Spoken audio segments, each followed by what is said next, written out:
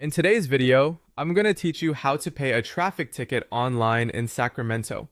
We'll be using the Sacramento Superior Court website, which is the official place to look up your traffic case information and continue with payment. If you already have your ticket or case details nearby, that can make the process quicker, but I'll also show you the different ways you can search. Start by going to the Sacramento Superior Court homepage. Once the site loads, click on Home if needed so you're on the main landing page. From there, look for the case search option and click it. This will take you to the court's online search area where you can locate traffic-related case information. When you arrive at the case search page, scroll down until you see the section for traffic. This is important because the court website may include several case types, and you want to make sure you're in the correct area for traffic tickets. Under the traffic section, use the search feature provided to find your traffic case information.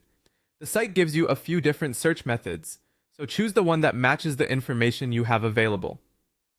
The first option is traffic case search by driver license number. If you have your driver license handy, this can be a convenient way to pull up your case. Carefully enter the number exactly as required on the page and double check for typing mistakes before continuing. Another option is traffic case search by citation. This is useful if you have the physical ticket or a copy of it in front of you. Enter the citation number as shown on your document. Be especially careful with letters and numbers that may look similar, because even a small error can prevent the system from finding your record. You may also see traffic case search by case number. If you've already received court paperwork or previously looked up the case, this can be the fastest method.